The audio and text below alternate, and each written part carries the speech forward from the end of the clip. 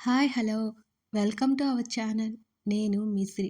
ఈరోజు మనం చెప్పుకోబోయే కథ ప్రియాని దాన్ని పార్ట్ 122. ఇక కథలోకి వెళ్ళిపోదాం. మరో 2 పగళ్ళు, మరో 2 రాత్రులు ఏకమైపోయినట్టే అనిపించింది వారికి.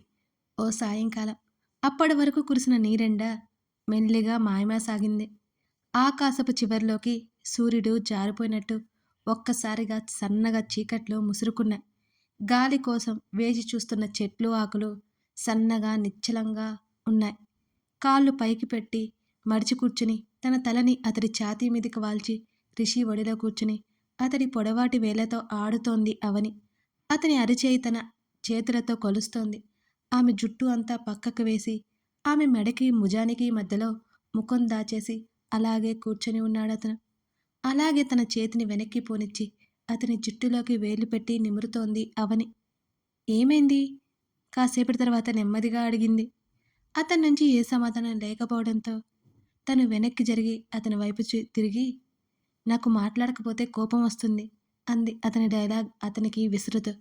ఆ మాటలకి అతని పెదవులు విచ్చుకున్నాయి. నవ్వావా? హమ్మయ్యా అని గుండెల మీద చేయి వేసుకుని, నువ్వింకా చెప్పలేదు అని అంది ఆమె. ఫీవర్ పూర్తిగా తగ్గిపోయిందా? ఆమె చెక్కిళ్ళ మీద వేలు తాకిస్తూ అడిగాడు. ఊ అతని అరచేతి మీద తన చంపానించింది. ఇదంతా నిజమే కదా? కల ఏమైనా కంటున్నానా అని అడిగింది అవని. కల కాదు, నిజం. ఆమె ఉద్వేగం అర్థమవుతుంటే ఆమె జుట్టు సరిచేస్తూ చెప్పాడతను. ఎప్పుడు వస్తున్నావు మరి అని అడిగాడు పూర్తిగా వెనక్కి వాలుతూ. ఎక్కడికి? ఆఫీస్కి. నేను రాను అని అంటున్న ఆమె మాటలకి అయోమయంగా చూశాడు. ఎందుకటా? కళ్ళు ఎగరేస్తూ అడిగాడు. నేను ముందే అనుకున్నా. ఏమని? పెళ్ళయ్యాక జాబ్ మానేద్దామని. అదే ఎందుకు? అతని ముఖంలో క్యూరియాసిటీ. ఎందుకు అంటే నేను చెప్పను అంటూ అతని ఒడిలో నుంచి కిందకి దిగింది. కాదు కాదు గబుక్కున దూకేసింది. అతను అందుకోబోయేసరికి దూరం జరిగి, రూమ్ దాటి వెళ్ళి 3 రోజులవుతుంది అని చెప్పి మళ్ళొస్తా అని నవ్వి అక్కడి నుంచి బయటకు పరిగెత్తింది అవని. హేయ్ ఆగు! అతని మాటలు వినిపించి ఇంకా వేగంగా వెళ్ళిపోయింది ఆమె. అతని పెదవులు మరి కాస్త సాగాయి. చిరాకు పెడుతున్న జుట్టుని పైకి ముడిపెట్టి మెడలో చున్నీ సరి చేసుకుని శాంతమ్మ దగ్గరికి వెళ్ళింది అవని. బయట వరండాలో కూర్చుని పూలు కడుతోంది శాంతమ్మ. అవునమ్మా, ఒంట్లో ఎలా ఉంది? అవని రాకని గుర్తుపట్టి శాంతమ్మ అడిగింది. బాగానే ఉంది అని అవని ఇబ్బందిగా సమాధానమిచ్చింది.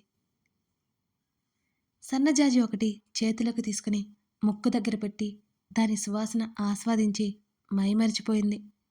ఆమెకి అన్నిటిలో కల్లా సన్నజాజులంటే చాలా ఇష్టం. వాటి స్మెల్ ఇంకా ఇంకా ఇష్టం. శాంతమ్మ పువ్వుల మాల కడుతుంటే అందించసాగింది. అవన్నీ కట్టి అవని చేతిలో పెట్టింది. నాకా? ఆమె ఆశ్చర్యంగా అడుగుతుంటే, ఇంకెవరికమ్మా అని నవ్వి, విశ్రాంతి తీసుకోకుండా కిందకొచ్చావేంటి? కాఫీ ఇమ్మంటావా అని శాంతమ్మ అడుగుతుంటే వద్దు అన్నట్టు తల ఊపింది. రిషి బాబుకి? ఆల్రెడీ తాగాం, వద్దు, నేను ఊరికే వచ్చాను. అవని మాట్లాడుతుండగానే ఇంటి ముందు క్యాబ్ ఆగింది. ఆ కారు శబ్దానికి ఇద్దరూ తలలు తిప్పి చూశారు.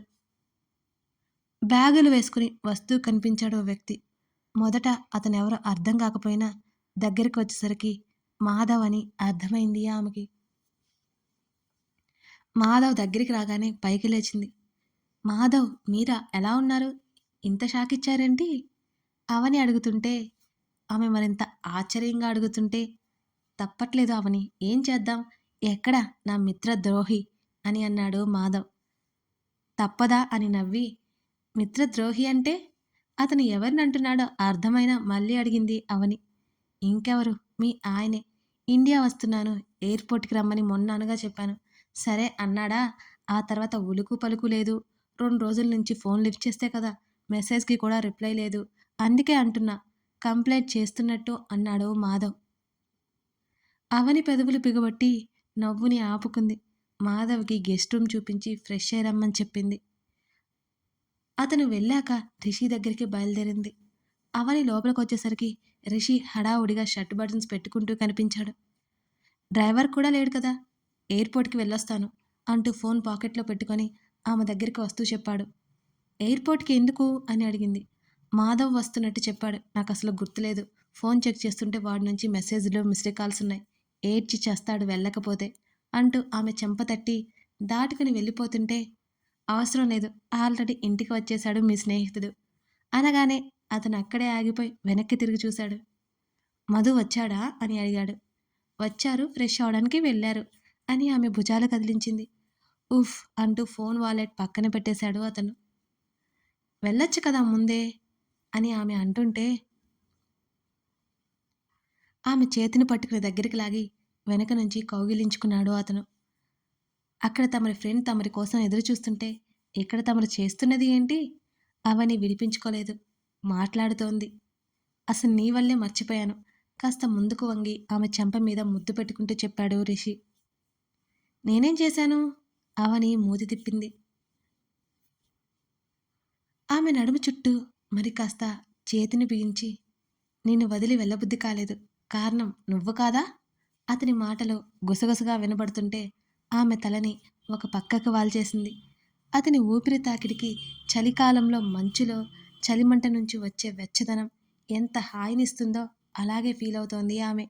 అతని స్పర్శ తనకేం కొత్త కాదు. కానీ అతను స్పృశించిన ప్రతిసారి సరికొత్త భావన తనలో. అతను అడిగిన దానికి అవని మాట్లాడలేదు. నునుసిగ్గు తాలూకా ఆమె చెంపలు గెంపులు అద్దుకుంటున్నట్టున్నాయి. అవునా కదా మాట్లాడవేంటి? అతను అడుగుతుండగా అతను చేసిన పనికి ఒక్కసారిగా ఉలిక్కిపడింది అవని. గబుక్కున అతని నుంచి దూరం జరిగి నడుము రుద్దుకుంటూ ఉక్రోషంగా చూసింది. నా దగ్గర మాట్లాడకపోతే నాకు నచ్చదు. భుజాలు కదిలించి ఎదురుగా ఉన్న నిలువుటద్దంలో చూసుకుంటూ చొక్కా సరిచేసుకుని క్రాఫ్ దువ్వుకుంటున్నాడు వేళ్లతో. పొగరు. అవని కొరకొరా చూసింది. అయినో అని నవ్వాడు. ముఖం మూతి పక్కకు పెట్టుకుని ఇక తమరు కిందకి పదండి మహాశయ అతన్ని వెనక నుంచి తోవడానికి ట్రై చేసింది. ఆమె ప్రయత్నం విఫలం అవడం జరిగాయి. నాకోసమైనా కదలొచ్చు కదా! అవని ఏడుపు మొహం వేసింది. ఆమె భుజం చుట్టూ చెయ్యేసి దగ్గరికి లాగి పదా ఇప్పుడు అని అంటూ ఈ డ్రెస్సులేంటి అని అన్నాడు రిషి చిరాగ్గా ముఖం పెట్టి. ఏం బాలేదా? తన్ను తాను చూసుకుంటూ అమాయకంగా అడిగింది అవని. ఒంటికి చుట్టుకున్నట్టుంది అన్నాడు అదే చిరాకు ముఖంతో. ఎందుకు వేసుకున్నానో తర్వాత చెప్తాను గాని మీ ఫ్రెండ్ అంటూ హాల్లో సోఫాలో కూర్చుని ఉన్న మాధవ్ని చూపించింది అవని. అతని చేతి నుంచి జారిపోయి అక్కడి నుంచి కిచెన్ వైపుకి నడిచింది అవని. అప్పటికే శాంతమ్మ రెడీ చేసి పెట్టిన కాఫీ కప్పులు తీసుకొచ్చింది ఆమె. 2 క్షణాలు ఆగి మాధవ్ని గమనించి దగ్గరికి వెళ్ళాడు రిషి. హాయ్ రా మధు అని మాధవ్ భుజం మీద తట్టి పక్కన కూర్చున్నాడు రిషి. మాధవ్ వెంటనే రిషి వైపు తల తిప్పి చూశాడు. నా చూపులకు గనక పవర్ ఉంటే నువ్వు మాడి మసైపోయేవాడివి మాధవ్ రుసరుసలాడుతూ అన్నాడు. అవని కాఫీ కప్ అందించింది. థ్యాంక్స్ అవని అని చెప్పి అది అందుకున్నాడు. రిషి వద్దన్నట్టు చేత్తో సైగ చేశాడు. ఆ ట్రే అక్కడే పెట్టేసి ఎదురుగా కూర్చుంది అవని. వన్ అండ్ ఓన్లీ ఫ్రెండ్ నేను. కానీ నువ్వేం చేశావురా? నీకు చిలక్కి చెప్పినట్టు చెప్పా ఎయిర్పోర్ట్కి రమ్మని. వచ్చావా?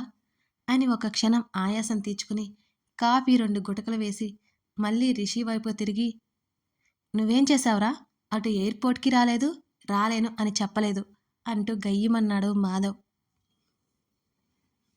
మధు ఫీవర్ రా అనగానే మాధవ్ మాట్లాపేసి స్నేహితుని చూశాడు. అవని ఆశ్చర్యంగా చూసింది. నీకా ఫీవరా? నేను అసలు నమ్మను. ఇప్పుడే చెట్టు నుంచి కోసిన పండులా ఉన్నావు అనుమానంగా చూస్తూ కాఫీ తాగుతున్నాడు మాధవ్. అతని పోలికకి అవనికి నవ్వు వచ్చి బలవంతంగా దాన్ని ఆపుకుంది. ఎహే నువ్వు నీ దిక్కుమాల పోలికలు ఆపు రిషి విసుక్కున్నాడు. లేకపోతే నీకు ఫీవర్ అంటే నేను అస్సలు నమ్మను. ఫీవర్ వచ్చినట్టు ఏ కోసన అనిపిస్తుందా అని అన్నాడు మాధవ్.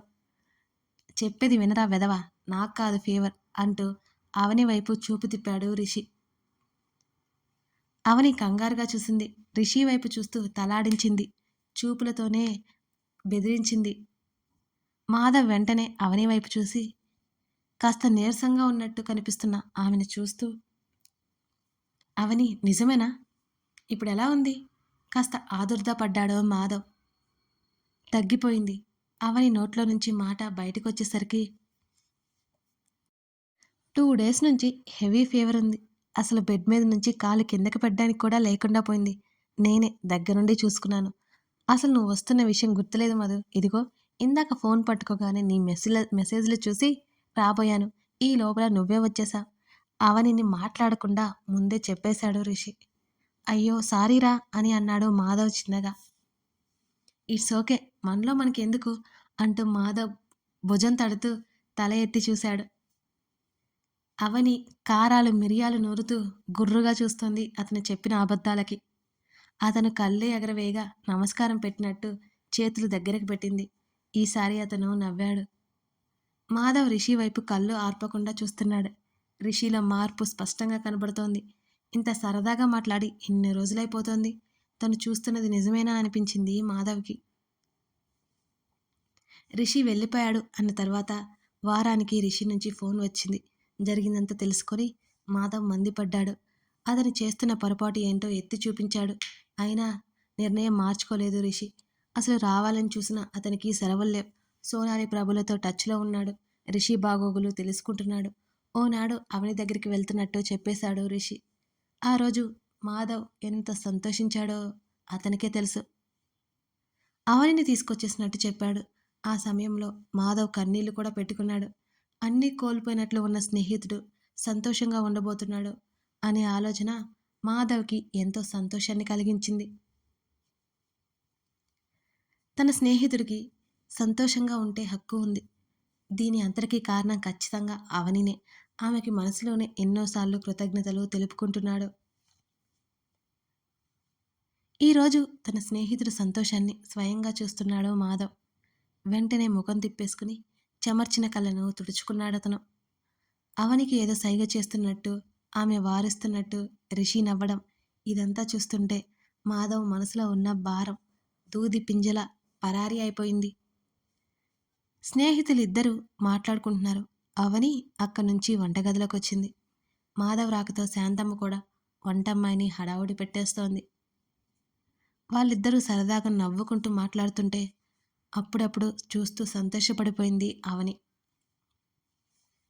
వాళ్ళని భోజనానికి పిలవడానికి వచ్చింది. ఇప్పుడు నీకెలా ఉందిరా? తగ్గిందా?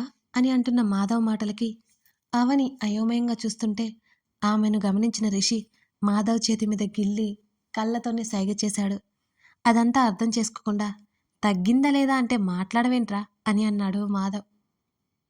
కథ కొనసాగుతోంది. రిషికి గాయమైనట్టు అవని కనిపెట్టేస్తుందా? మాధవ్ బయటపట్టేస్తాడా? తెలుసుకోవాలి అంటే తర్వాత భాగం కోసం చూడాల్సిందే. కథ నచ్చితే లైక్ చేసి మీకేమనిపించిందో చెప్పండి. లైక్ చేయడం మర్చిపోకండి. సబ్స్క్రైబ్ చేసుకుని ప్రోత్సహిస్తారని ఆశిస్తున్నాను. Thank you.